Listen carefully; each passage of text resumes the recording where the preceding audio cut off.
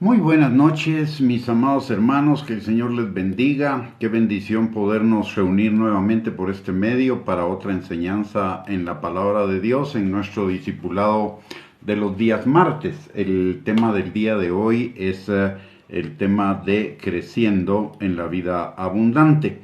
Solo vamos a esperar que conecte alguien más y vamos a iniciar nuestra transmisión. Mientras tanto, permítanme un momentito, voy a compartir la transmisión. Muy bien, estamos listos. Es un hecho, y la palabra de Dios lo dice, que el Señor tiene para nosotros un propósito, un propósito grande, un propósito importante. La palabra de Dios dice en Efesios capítulo 2, versículo 10, que somos hechura suya, creados en Cristo Jesús para buenas obras, las cuales Él preparó de antemano para que nosotros anduviéramos en ellas. Por el otro lado, Jeremías 29:11 dice, porque yo sé los planes que tengo para ti, planes de bien y no de mal, para darte un futuro y una esperanza. La palabra también en Proverbios 4:18 dice que la vida del justo, es decir, la vida de los hijos de Dios, es como la luz de la aurora, que va en aumento hasta que el día es perfecto. Y finalmente en Juan 10:10, otra mayor cantidad de escrituras, pero en Juan 10:10 dice la palabra, el Señor Jesucristo lo dice, yo he venido para que tengan vida y vida en abundancia. Eso quiere decir que el Señor tiene para nosotros un propósito de una vida plena, de una vida abundante, de una vida próspera, de una vida en victoria, de una vida que vaya todo el tiempo en ascenso. Después de ser salvos, obviamente la primera condición es la condición de ser salvos. Luego viene la vida abundante, el propósito de Dios de la vida abundante, de la vida plena para cada uno de nosotros. Ese gran propósito lo podemos dividir en cinco, en cinco temas diferentes o en cinco subpropósitos, si lo queremos ver así. El primero es vivir vidas que le agraden al Señor. En Juan capítulo 4, versículos 23 y 24, la palabra de Dios nos recuerda que el Señor busca adoradores en espíritu y en verdad. Y en Primera de Pedro capítulo 1, versículo 14 al 16, la palabra de Dios dice que como hijos obedientes seamos santos como Él es santo. La adoración y la obediencia van de la mano. La adoración es un estilo de vida que agrada al Señor y ese estilo de vida se caracteriza por la obediencia. Adoración no es solamente un canto. Adoración implica el canto, implica la alabanza, pero implica muchas cosas más. Implica un estilo de vida agradable al Señor fundamentado en la obediencia a Él. De hecho, la palabra, recordemos que en Juan capítulo 14, versículo 15, Jesús nos dice, el que me ama guarda mis mandamientos. Entonces el primer subpropósito del Señor es que vivamos vidas agradables a Él. El segundo es que seamos parte activa de su familia, de su cuerpo. La palabra de Dios dice en Hebreos capítulo 1, versículo 12, que a los que creemos en Jesús nos dio la potestad de ser hechos hijos de Dios.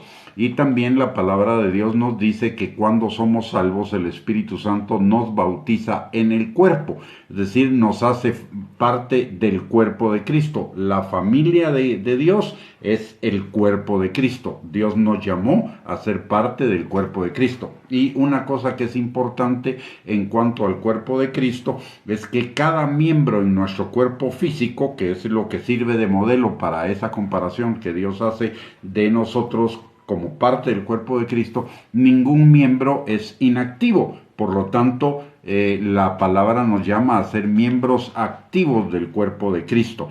Y esto implica entonces un tercer propósito, que es el propósito de servicio. Nosotros nos activamos como miembros del cuerpo de Cristo sirviéndonos los unos a los otros. La palabra de Dios, por ejemplo, en Isaías 41, versículos del 9 al 10, dice que el Señor nos llamó de tierras lejanas y nos dijo, mi siervo eres tú. O sea, junto con la salvación viene implícito el servicio. De hecho, Jesús en Marcos 10, 42 al 45 también nos dice que los gobernantes de las naciones se enseñorean de ellas y sus grandes tienen sobre ellas potestad, pero que entre nosotros no será así, sino que el que quiera ser el mayor, hágase el menor y sirva a los demás. Entonces el servicio es parte intrínseca de ser parte del cuerpo de Cristo, y ser parte del cuerpo de Cristo es intrínseco con la vida cristiana. El cuarto propósito que Dios tiene para nuestras vidas es ser como Cristo. De hecho, la palabra en Hechos capítulo 11, versículo 26, nos recuerda que a los cristianos se les llamó a los discípulos se les llamó por primera vez cristianos en Antioquía. Y esa palabra, que se traduce del hebreo al español cristianos, significaba como Cristo, o sea, personas que reflejaban a Cristo. La palabra de Dios uno de los propósitos del Señor para con nosotros es que nosotros reflejemos a Cristo.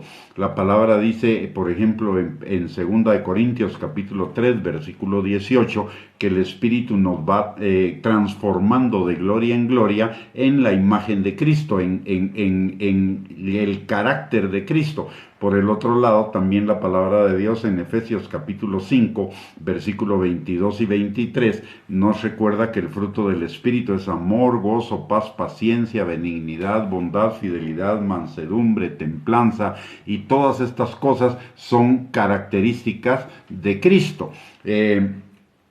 O sea que el cuarto tema involucrado en el propósito de Dios es que seamos como Cristo. Y el quinto es que seamos parte de su obra en el mundo. No solo servir en la iglesia, sino también servir hacia afuera de la iglesia. Y a eso es a lo que se refiere la Gran Comisión en Mateo capítulo 28, versículo 18 al 20. La palabra dice: id y haced discípulos a todas las naciones, bautizándolos en el nombre del Padre, del Hijo y del Espíritu Santo, y enseñándoles a guardar lo que Jesús nos ha mandado.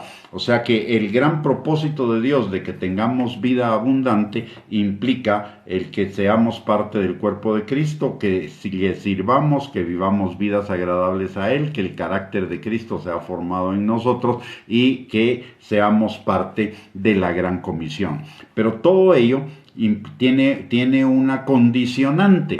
Todo ello implica la necesidad de crecimiento, de madurez espiritual. Todo lo que compone el propósito de Dios para nosotros no es algo que se da en automático, no es algo que sucede de una forma mágica. Dios no es mago, Dios es un Dios de procesos, y todo lo que implica el llegar a alcanzar esa vida abundante es un proceso. De hecho, la palabra de Dios nos enseña muy claramente en Filipenses capítulo 1, versículo 6, que el que comenzó en nosotros la buena obra, que es la salvación, la perfeccionará hasta el día de Jesucristo. Así que es un proceso de perfeccionamiento. Cuando Dios habla de la iglesia en Efesios capítulo 4, versículo del 12 al 16, habla de que la función de la iglesia es perfeccionar a los santos para la obra del ministerio, para la edificación del cuerpo de Cristo, hasta que todos lleguemos a la unidad de la fe, del conocimiento del Hijo de Dios, a un varón perfecto, a la estatura de la plenitud de Cristo. O sea, si vemos todo esto, para comenzar, la palabra perfeccionamiento implica crecimiento, madurez, instrucción, enseñanza, equipamiento, y nos da las metas, la obra del ministerio, la unidad del cuerpo de Cristo, la unidad de la fe, la unidad del conocimiento del Hijo de Dios, y el varón perfecto, que es el carácter. Entonces todo esto implica un proceso, y ese proceso la palabra de Dios lo llama crecimiento, lo llama madurez espiritual. Quiere decir que implícito en el propósito de Dios está el crecimiento. Sin crecimiento no vamos a tener vida abundante, porque la vida abundante depende de nuestro crecimiento en todas estas áreas que el Señor nos menciona en su palabra. Y entonces podemos decir sin lugar a equivocarnos, que parte del propósito de Dios para cada uno de nosotros es que crezcamos espiritualmente. Tercera de Juan, versículo 1, capítulo 2, nos lo dice también: hijo mío, yo deseo que tú seas prosperado, que tengas vida abundante, vida plena, y que tengas salud en todas las cosas, así como prospera tu alma. Y ese prosperar el alma implica el crecimiento. Entonces, la madurez, el aspecto más importante de la madurez espiritual, implica la transformación de nuestro carácter al carácter de Cristo. Y como resultado de ello, vamos a tener una creciente manifestación de la obediencia a la palabra y cumpliremos el propósito de vidas agradables a Él, el propósito de ser santos, como la palabra nos enseña también en Primera de Tesalonicenses 4:3, que la voluntad de Dios es nuestra santificación. Y por el otro lado, se va a ir manifestando también progresivamente y de una mayor manera cada vez el fruto del Espíritu en nuestra vida cotidiana. De hecho, esto es tan importante que Jesús en Lucas capítulo 6, versículo 46, cuestiona a quienes le estaban escuchando y les dice: ¿por qué ustedes me dicen Señor, Señor, y no obedecen lo que les mando? Quiere decir que el que Jesús sea el Señor de nuestras vidas implica la obediencia. La obediencia implica vidas agradables al Señor, y llevar vidas agradables y obedientes al Señor implica caminar hacia esa vida eterna, esa vida plena, esa vida abundante que Dios tiene para cada uno de nosotros. El problema es que el día de hoy pareciera ser que nos hemos olvidado de esa parte tan importante del crecimiento espiritual, de alcanzar la madurez espiritual.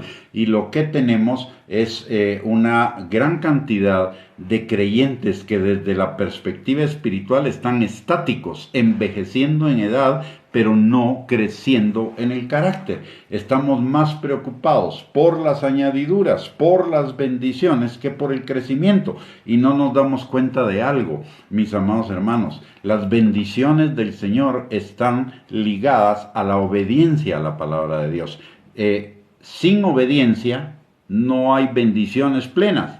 Puede haber, por misericordia de Dios, bendiciones básicas, bendiciones mínimas, lo mínimo para vivir en el nivel de la sobrevivencia, pero el Señor quiere que vayamos más allá de eso. Pero para llegar más allá de eso no basta con creer las promesas, necesitamos caminar en la obediencia, crecer en la obediencia, crecer en la vida espiritual. Crecer en la vida espiritual es crecer en la obediencia a Cristo. También la palabra de Dios nos enseña, por ejemplo, en Deuteronomio, capítulo 28, versículo 1 y 2, que si nosotros obedecemos la palabra de Dios, vendrán sobre nosotros y nos alcanzarán sus bendiciones. Lo mismo nos dice Jesús en Mateo capítulo 6, versículo 33. Busca el reino de Dios y su justicia, y todas las cosas te serán dadas por añadidura. Ahora, una vez que hemos establecido claramente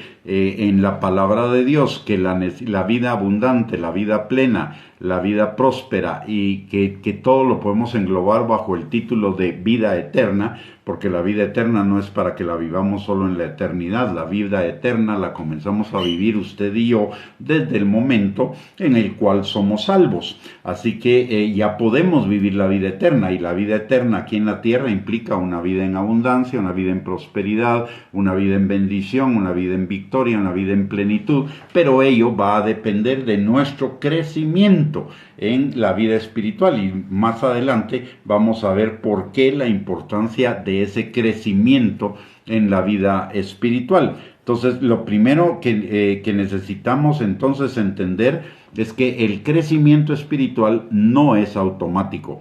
El crecimiento espiritual es una cuestión de intencionalidad.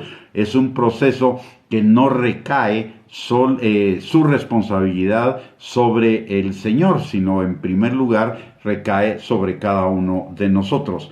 Es un crecimiento intencional en el que cada uno de nosotros tenemos una función que cumplir y un compromiso que asumir. Y esto del compromiso lo quiero enfatizar porque la palabra compromiso el día de hoy pareciera que no es una palabra muy popular, no es una palabra que nos atraiga. Nosotros queremos que Dios esté comprometido con nosotros, pero nosotros no estar comprometidos con el Señor. Pero en Dios el compromiso es una palabra fundamental para alcanzar sus planes de bien que tiene para cada uno de nosotros, para darnos un futuro y una esperanza. Por eso la palabra de Dios nos llama a nosotros los creyentes a ser discípulos, y ser discípulos es un compromiso porque significa, y la misma palabra lo define, que el discípulo es como su Señor, no va a ser mayor que su Señor, pero es como su Señor, y eso implica el compromiso de ser como Cristo. Entonces, en primer lugar, necesitamos entender que la vida cristiana es una vida de compromiso, no con la gente, pero es una vida de compromiso con el Señor. Y el compromiso comienza desde el momento en el cual usted y yo fuimos salvos. ¿Por qué? Porque lo que le dijimos al Señor es que Él iba a ser el Señor de nuestras vidas, y que Él sea el Señor de nuestras vidas no es un título honorífico, no es solamente una cuestión de labios. El que Él sea el Señor de nuestras vidas implica que Él va a mandar en nuestras vidas, y si Él va a mandar en nuestras vidas, nosotros tenemos que obedecer, y eso es un compromiso. Cuando le entregamos al Señor nuestras vidas, hicimos un compromiso de que Él iba a ser el dueño de nuestras vidas. Entonces, el compromiso es fundamental para la vida del creyente. La salvación es por gracia, por medio de la fe. La vida del creyente también es por gracia, por medio de la fe. Pero la vida del creyente implica un compromiso con el Señor, un compromiso de obediencia, un compromiso de santidad, un compromiso de crecimiento, un compromiso de transformación. Y para ello, lo primero que necesitamos es anhelarlo, desearlo. Es la decisión de crecer, porque nos conviene. El crecimiento nos conviene a nosotros. Mire, Dios no se beneficia con que usted y yo crezcamos en Él. Dios sigue siendo Dios, Dios sigue sentado en el trono, Dios sigue siendo bueno, justo, amoroso, santo, perfecto, la verdad, omnisciente, omnipotente, omnipresente, etc. Haga yo lo que haga. El beneficio no es para el Señor, el beneficio es para mí, porque yo voy a ser el que voy a vivir una vida más plena, una vida más abundante. Por lo tanto, debería estar en cada uno de nosotros ese anhelo, ese deseo, esa decisión de crecer. Y solo llegaremos a... ¿por qué razón? Porque solo vamos a llegar a hacer lo que estemos comprometidos a hacer. Y este compromiso no es una llamarada de tuzas, es decir, no solo es una cuestión emocional de un momento y de ahí se nos olvida, o no es nada más buenas intenciones, porque como dice un dicho por ahí, de buenas intenciones está lleno el camino al infierno. El compromiso es un compromiso por cambiar, y el cambio no es cambio hasta que cambio. Entonces ese compromiso implica una acción. En segundo lugar, el crecimiento requiere esfuerzo, por eso requiere compromiso. Josué, capítulo 1, versículos 7 al 8, Jesús le dice a Josué un pasaje que nos encanta, pero que a veces nos perdemos porque solo nos quedamos con lo de esfuérzate y sé valiente, pero nos perdemos en el para qué necesita esforzarse y ser valiente. Y mire lo que dice Josué capítulo 1, versículos 7 al 8. Dice, solamente esfuérzate y sé muy valiente, para cuidar de hacer conforme a toda la ley que mi siervo Moisés te mandó, de ser obediente a toda la palabra. No te apartes de ella ni a diestra ni a siniestra, para que seas prosperado en todas las cosas que emprendas. Nunca se apartará de tu boca este libro de la ley, sino que de día y de noche meditarás en él, para que guardes y hagas conforme a todo lo que en él está escrito, porque entonces harás prosperar tu camino y todo te saldrá bien. O sea, prácticamente lo que la palabra nos está diciendo es que necesitamos ser esforzados y valientes para conocer la palabra de Dios, para meditarla, para pensarla, para vivirla. Y eso se llama obediencia. Primero necesitamos conocer la palabra porque no podemos obedecer lo que no conocemos. Entonces el primer punto es conocer la palabra y en segundo lugar obedecerla. Para eso necesitamos esforzarnos. En segunda de Timoteo, capítulo 2, versículo 1, Pablo, el apóstol de la gracia, le dice a Timoteo: Timoteo, es necesario que te esfuerces en la gracia de Dios. O sea, la gracia de Dios no es nada más abro mis manos y ahí Dios está obligado a bendecirme. No, la gracia de Dios implica un esfuerzo. La gracia de Dios implica un enfoque. Y en Mateo capítulo 11, versículo 12, Jesús también nos dice lo mismo. Dice, hasta el día de hoy, el reino de los cielos sufre oposición. ¿Oposición de quién? Oposición de la carne, oposición del mundo, oposición del diablo. Y solo los valientes y los esforzados lo alcanzan, lo arrebatan. Una cosa es ver el reino, ser salvo, y otra cosa es vivir en el reino, que es vivir una vida plena. Vivir en el reino implica la gracia de Dios, la ayuda del Espíritu Santo, pero también nuestro compromiso, nuestra decisión y nuestro esfuerzo de vivir el reino, de la transformación. Y por el otro lado, también requiere de persistencia, de perseverancia en ese crecimiento. En primera de Timoteo, capítulo 4, versículo 16, también Pablo le dice a Timoteo: ten cuidado de ti mismo y de la doctrina. Persiste en ello. No es una actividad de un día, de un momento, de llamará de tusa. Es una cuestión de persistencia, de perseverancia. Persiste en ello, pues haciendo esto te salvarás a ti mismo y a todos los que te oyeron. Y también en 2 de Timoteo 3:14 Pablo le dice a Timoteo: pero persiste tú en lo que has aprendido y te persuadiste, sabiendo de quién has aprendido. Entonces, usted y yo tenemos la decisión en nuestras manos: crecer o no crecer. Es una decisión de nosotros. El Señor no nos va a forzar.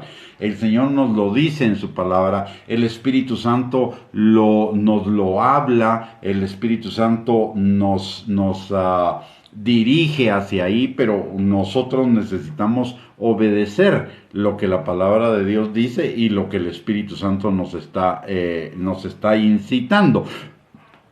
Pero la decisión final, en última instancia, queda en nosotros, ya sea que elijamos estancarnos o elijamos crecer. Ahora bien, es cierto que nosotros elegimos, pero el resultado de esa elección no es el mismo.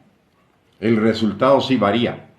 Si usted elige no crecer, está eligiendo no vivir vida abundante, vida plena, de vida próspera, vida eterna. Si usted elige crecer, está eligiendo vivir una vida creciente en prosperidad, en abundancia, en plenitud, en vida eterna, en las calidades de la vida eterna. Y eso no solo es aquí en la tierra, sino eso va a tener repercusiones en la eternidad. Y no solo nos va a afectar a nosotros, nos va a afectar a nuestra familia. Y le voy a explicar por qué. En primer lugar, la palabra de Dios dice en Gálatas capítulo 6, versículos 7 y 8, que Dios no puede ser burlado. Todo lo que el hombre sembrare, eso también cosechará. Si el hombre implica, si nuestra elección implica estancarnos, entonces no vamos a crecer. Y como no vamos a crecer, no vamos a tener vida abundante. Y como no tenemos vida abundante ni estamos creciendo, las recompensas para la eternidad van a ser mínimas, van a ser básicas. Entonces eso va a determinar, obviamente las recompensas determinan una calidad de vida en la eternidad, no solo acá en la tierra, sino que repercute en nuestra eternidad. Y repercute no solo en nosotros, sino en nuestras familias. La palabra de Dios en Isaías 59:21 dice así: Este será mi pacto con ellos, dice Jehová. El espíritu mío que está sobre ti y mis palabras que puse en tu boca no faltarán de tu boca, ni de la boca de tus hijos, ni de la boca de los hijos de tus hijos, dijo Jehová, desde ahora y para siempre. ¿Qué significa esto? Que nuestros hijos van a comenzar su vida espiritual a partir de donde nosotros lleguemos. Mientras más bajo estemos en nuestro nivel de vida espiritual, más bajo van a comenzar ellos. Mientras más alto estemos nosotros en nuestro nivel de vida espiritual, más alto van a comenzar ellos. ¿Y eso qué implica? Que si comienzan en un nivel más bajo, obviamente van a tener más dificultades para alcanzar la meta de la vida eterna, van a tener que caminar un trecho más grande. Si nosotros le facilitamos el camino y nosotros crecemos en eso, la palabra de Dios y la unción de Dios que está sobre nosotros estará sobre ellos, y por lo tanto el trecho que ellos tengan que caminar hacia la vida plena va a ser mucho más corto. O sea, tiene la elección de crecer o no crecer depende de un momento, de una elección, pero las consecuencias de esa decisión repercuten en esta vida, en la eternidad y en la calidad de vida de nuestras familias. Por ello necesitamos tomar nuestro crecimiento espiritual en serio, no dejarlo a la deriva, no dejarlo a la casualidad, sino necesitamos ser intencionales.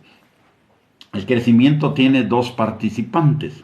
Uno es el nosotros, que nuestra responsabilidad es ocuparnos en nuestra salvación con temor y temblor. Y dos, la parte de Dios a través del Espíritu Santo, que es fortalecernos para que nos mantengamos en esa decisión, y aparte de ello transformarnos en la medida en la que vamos creciendo y quitando los obstáculos en la medida en la que usted y yo vamos siendo perfeccionados. En Filipenses capítulo 2, versículos del 12 al 13, la palabra de Dios dice: por tanto, amados míos, como siempre habéis obedecido, no como en mi presencia solamente, sino mucho más ahora en mi ausencia, ocupaos en vuestra salvación con temor y temblor, porque Dios es el que en vosotros produce así el querer como el hacer por su buena voluntad. Aquí vemos la participación de los dos. La nuestra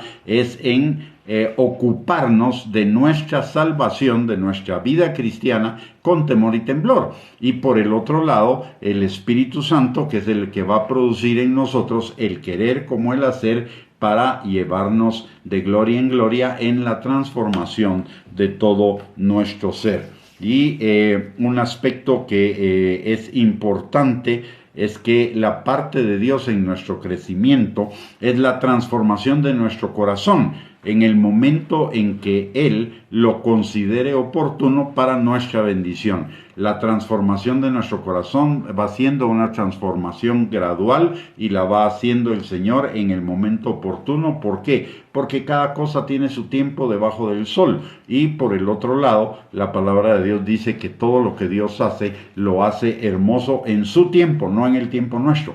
Y le voy a explicar así muy rápidamente. Esto amerita una explicación más amplia, pero yo se lo voy a tratar de explicar en pocas palabras. Para el Señor sería muy fácil decir, como Él es el Dios Todopoderoso, decir, bueno, ok, que Gustavo sea totalmente nuevo y que todas las cosas que hay en su corazón sean transformadas en un instante. Pero entonces no vamos a ganar ni en disciplina, no vamos a ganar ni en victoria, no vamos a ganar en responsabilidad, no vamos a ganar en carácter, no vamos a tener absolutamente nada. Seríamos como aquellos hijos a los que los papás los meten en una cúpula de vidrio y pretenden que no les pase absolutamente nada, y el día que salen a la vida, a la realidad de la vida los atropella porque no fueron preparados para enfrentarse a la vida. El Señor nos lleva de gloria en gloria y nos lleva paso a paso para que seamos capaces de enfrentarnos a todas las situaciones contrarias en la vida que nos vamos a enfrentar.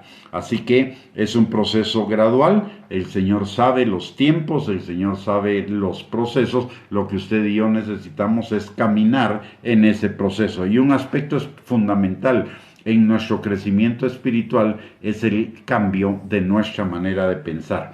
Aquí es algo donde fallamos mucho los cristianos y le voy a explicar por qué. Proverbios, capítulo 23, versículo 7, dice algo que es muy importante, y es que conforme pensamos nosotros en nuestro corazón, así vamos a vivir. Es decir, nuestros pensamientos se traducen en calidad de vida. Uno. En segundo lugar, cuando usted y yo vivíamos en el mundo, lo que nuestra manera de pensar producía era muerte. Caminos que nos parecían derechos en nuestra propia opinión, pero su fin era muerte, caminos de pecado. Entonces, la vieja manera de pensar, la vieja mente, está orientada al pecado.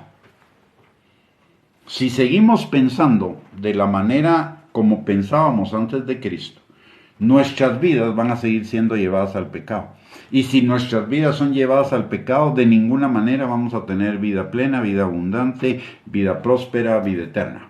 Vamos a seguir viviendo la misma desgracia de vida que vivíamos antes de Cristo. Y recordemos que esa desgracia de vida que vivíamos antes de Cristo es la que nos llevó a Cristo.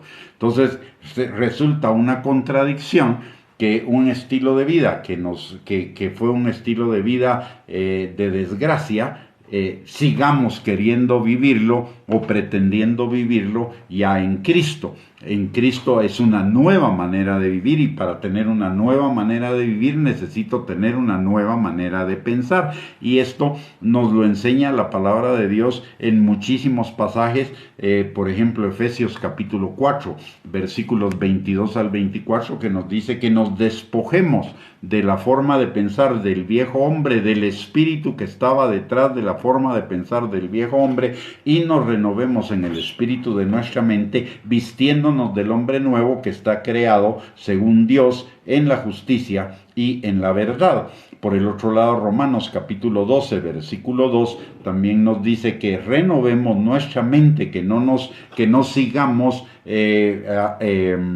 imitando al mundo en su manera de pensar, de vivir, etcétera, sino que seamos transformados en nuestra mente para que cambie nuestra manera de vivir, y cambiando nuestra manera de vivir podamos comprobar cuál es la buena voluntad de Dios, agradable y perfecta. Es decir, esa vida plena, esa vida próspera. Sin esa transformación de nuestra manera de pensar, no hay transformación de vida, no hay vida próspera, no hay vida abundante. De eso tenemos que tener muy claro.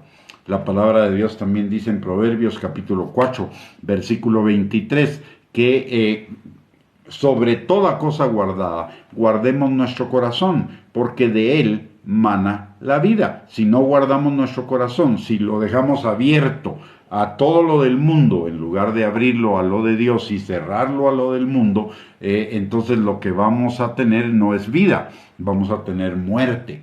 Si no guardamos nuestro corazón, vamos a tener muerte.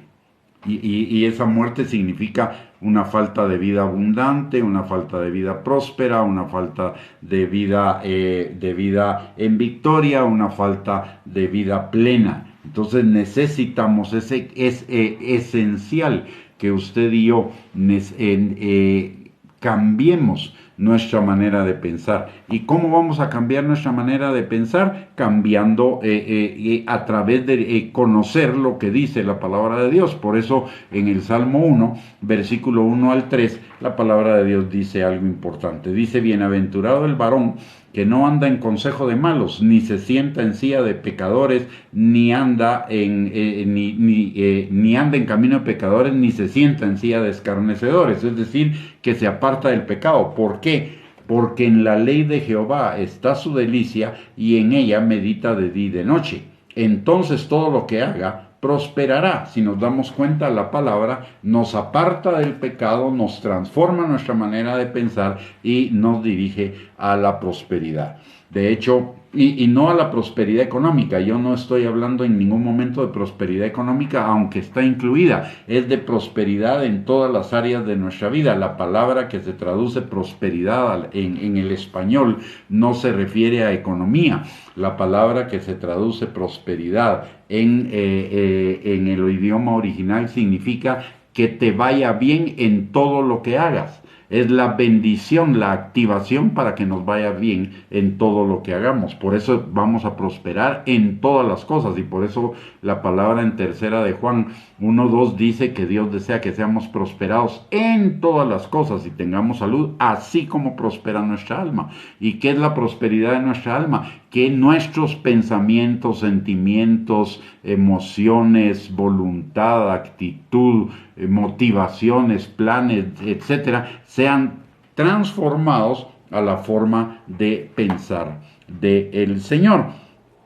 Entonces, en primer lugar, la transformación de nuestra manera de pensar implica el conocimiento de la palabra, que nos apliquemos al conocimiento de la palabra. Y mire, hoy, como nunca antes en ninguna otra generación, tenemos unas facilidades impresionantes para estudiar la palabra, para meternos en la palabra. La podemos tener en nuestros celulares en un montón de versiones. Aparte de ello, la podemos escuchar a través de nuestros celulares, no solamente leerla, sino escucharla a través de nuestros celulares. Aparte de ello, tenemos solo acá en la iglesia, tenemos por lo menos 3 días de oportunidad para edificarnos en la palabra de Dios, los martes en el discipulado, los jueves en las cápsulas de fe, los domingos en el servicio dominical, en el servicio congregacional. O sea, tenemos infinidad de medios para poder conocer la palabra de Dios. Lo que nos hace falta en muchos casos es la intencionalidad, porque tampoco nos hace falta tiempo. Tenemos tiempo. Lo que pasa es que estamos mal usando el tiempo. Si nos damos cuenta cuánto tiempo usamos en redes sociales, en ver televisión, en hacer actividades intrascendentes, en todo el tiempo que utilizamos o que vamos en los buses o en el carro sin hacer nada hacia nuestros trabajos o hacia nuestra casa, cuando sumamos todos esos tiempos, nos vamos a dar cuenta que sí tenemos tiempo para la palabra de Dios. Lo que no tenemos es la decisión, la convicción, de buscar la palabra de Dios. Y déjenme decirle algo, la palabra de Dios es como una comida, con una diferencia. Cuando usted no come físicamente, el cuerpo le comienza a demandar. Cuando usted no come espiritualmente, la palabra de Dios no se lo demanda, pero eso lo va debilitando y lo va debilitando, y cuando sentimos, estamos otra vez viviendo como el mundo. Entonces sí necesitamos alimentarnos de la palabra de Dios todo el tiempo, todos los días. Esa es una. Y el conocimiento de la palabra nos va a llevar a algo más. Nos va a llevar al arrepentimiento. Y recordemos lo que dice Mateo capítulo 4, versículo 17, cuando Jesús comienza a predicar, dice que arrepiéntanse porque el reino de Dios se ha acercado. El arrepentimiento no es de una sola vez. El arrepentimiento es un estilo de vida constante. ¿Por qué? El arrepentimiento significa darle un giro de 180 grados a nuestra vida en la dirección contraria a la que veníamos antes de conocer a Cristo. Y ese giro es un giro permanente, por lo tanto necesito vivir en el arrepentimiento permanente del viejo estilo de vivir, de las cosas que todavía se nos presenten en nuestra vida cotidiana que corresponden a la antigua manera de vivir. Lo primero que necesito, el arrepentimiento comienza por darme cuenta que mi estilo de vida antes de conocer a Cristo, por muy agradable a la carne que hubiera sido, era un estilo de vida horrible, era un estilo de vida que me llevaba al infierno, era un estilo de vida totalmente infeliz. Cuando pasa el tiempo, nuestra mente tiende a borrar lo malo y solo se queda con lo bueno, con lo que le gusta a nuestra mente.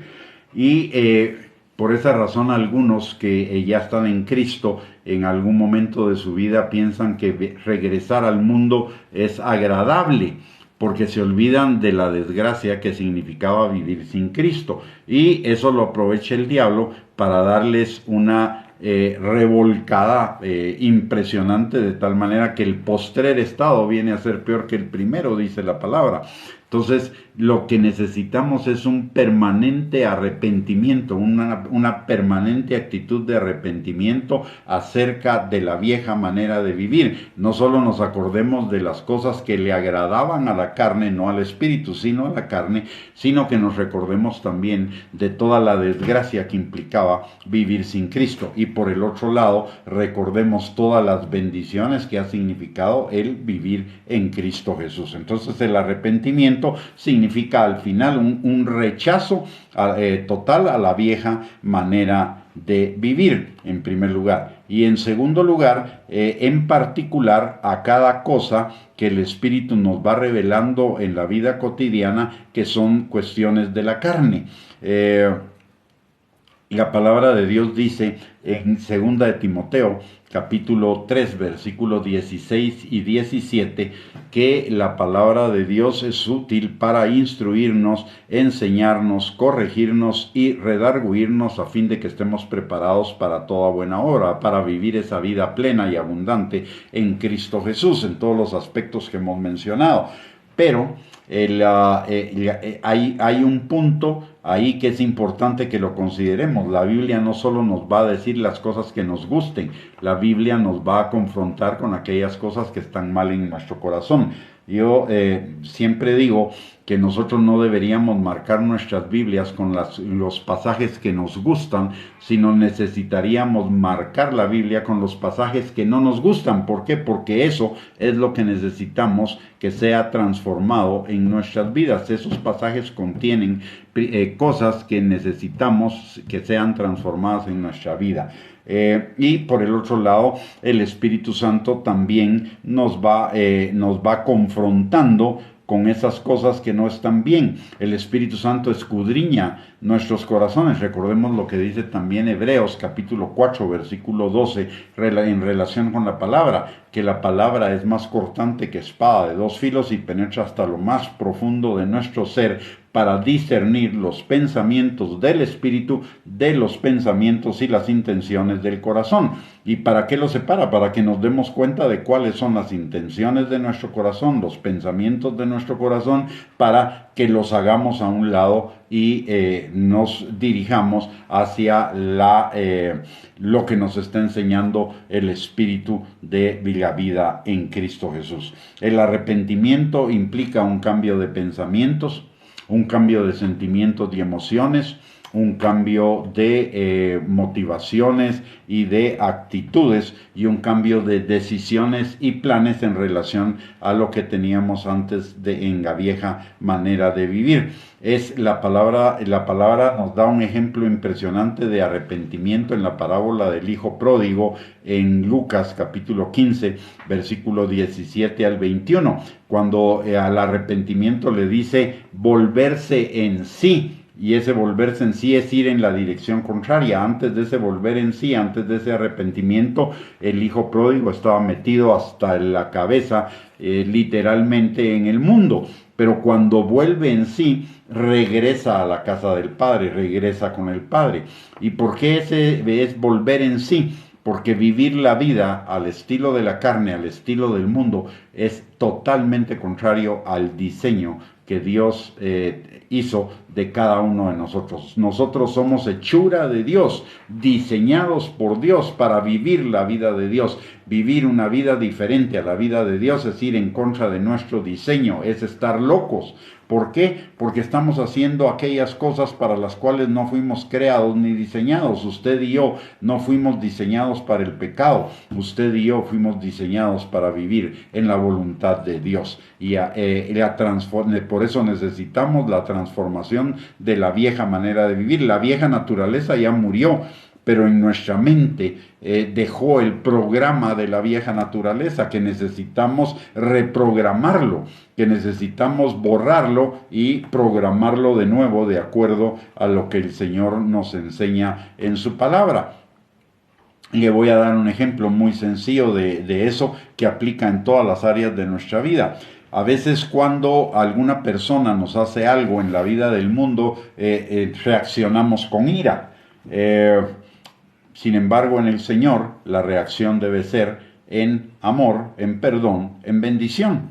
Es una forma totalmente diferente. Pero ¿por qué reaccionamos por ira? Porque esa es la vieja manera de vivir. Cómo reaccionamos en amor, en bendición, en perdón, esa es la nueva manera de vivir. Necesitamos cambiar esta vieja manera de vivir por la nueva. Y usted no me dejará mentir que muchas veces todavía reaccionamos como reaccionábamos en el pasado. ¿Por qué? Porque no ha sido transformada nuestra manera de pensar. ¿Y por qué no ha sido transformada? Porque no hemos dejado que la palabra de Dios, no hemos ido a buscar la palabra de Dios para que nos transforme, ni hemos buscado la dirección del Espíritu Santo para esa transformación.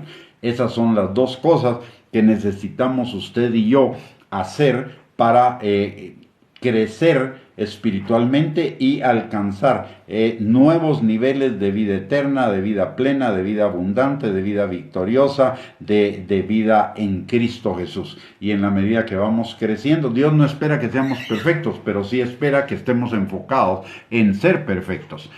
Como dice la palabra, ¿verdad? El que comenzó la buena obra en ustedes la perfeccionará hasta el día de Jesucristo. Entonces, lo que nosotros necesitamos es estar enfocados en ser perfeccionados por la palabra y por el Espíritu, cambiando nuestra manera de pensar para que cambie nuestra manera de vivir.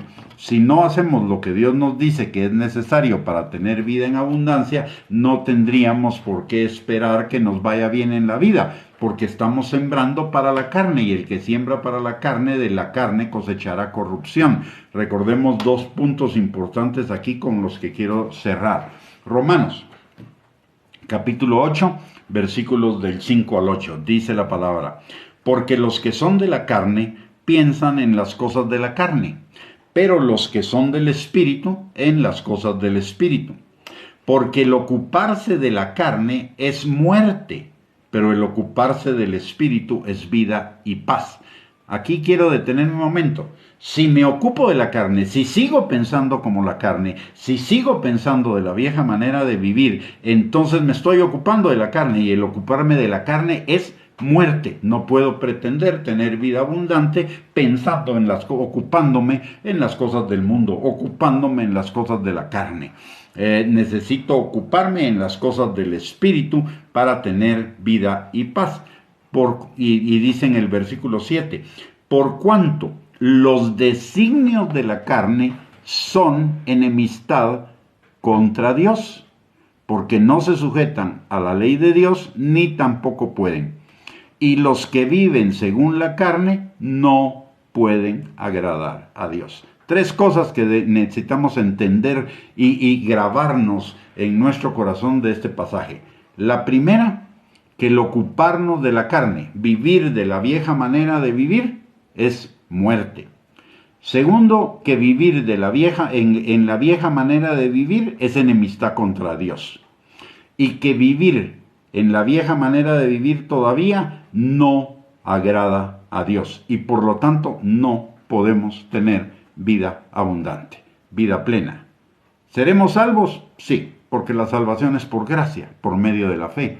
Pero no pretendamos vivir en la abundancia de Dios, en las bendiciones de Dios, aunque las confesemos, porque no se trata de confesar, se trata de creer en Dios y de creerle a Dios, de obedecerle a Dios, como ya vimos en Deuteronomio 28, 1 y 2. Si obedecemos, vienen las bendiciones. Si no obedecemos, obviamente, no vendrán las bendiciones sobre nosotros. Y finalmente, el otro pasaje que quiero compartirles es Gálatas, capítulo 6, versículos del 7 al 8. Dice, ojo, no os engañéis, no piensen, en otras palabras, no piensen que Dios se va a amoldar a ustedes.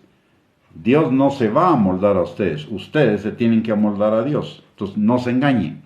Dios no puede ser burlado, Pues todo lo que el hombre sembrare, eso también segará. Porque el que siembra para su carne, de la carne segará corrupción o muerte, como dice Romanos 8. Mas el que siembra para el Espíritu, del Espíritu segará vida eterna. Entonces, es urgente, imprescindible, que si usted y yo queremos vivir la vida abundante, la vida plena, la vida en victoria, sea transformada nuestra manera de pensar, y eso es una decisión suya y mía. No pretendamos vivir vidas abundantes sin esa transformación, porque eso es pedirle a Dios que haga algo que Él ha dicho que no va a hacer. Y eso, en cierta manera, es tentar a Dios. Y tentar a Dios es un pecado adicional. No solo ya vivir en pecado es un pecado, obviamente, sino que además pretender que viviendo en el pecado, que viviendo en la vieja manera de vivir, el Señor nos bendiga, eso es tentar al Señor a que haga algo que Él no puede hacer. Así que, mis amados hermanos, ahí para nosotros hay una vida de bendición. Hay una vida de victoria, hay una vida de plenitud, hay buenos planes de Dios para cada uno de nosotros, para darnos un futuro y una esperanza. Pero usted y yo necesitamos comprometernos con el Señor a alcanzar eso, y la forma de comprometernos a alcanzar eso es que nos ocupemos de nuestra salvación con temor y temblor, buscando la palabra, buscando la dirección del Espíritu Santo, y no solo ocasionalmente cuando tenemos clavos o problemas, sino una forma de vivir. El cristianismo es una forma de vivir, no es solamente una relación con el Señor. Porque el diablo y los no creyentes también tienen una relación con Dios, una relación de enemistad, pero relación al fin de cuentas. Entonces no es solo tener una relación, es tener una relación de transformación, una relación transformadora que va a transformar nuestra manera de vivir también.